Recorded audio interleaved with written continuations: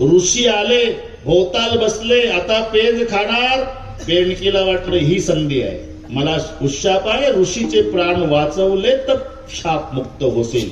म्हणून त्यांनी ते पेंज घेण्याकरता थोडस वाकडं केलं ते मातीचं भांड, तर जाऊन उडी मारली बेंडकुळीनं. ऋषी म्हणले अरे बेंडकुळी मरल, बेंडकुळी मरल म्हणून आडवं केलं.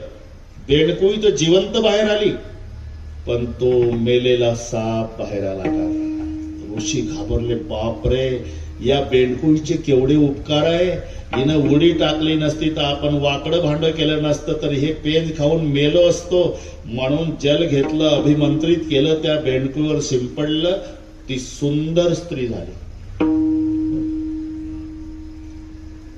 आणि तिनं सांगितलं मी अप्सरा, मला शाप होता, ऋषीचे प्राण वाचवले तर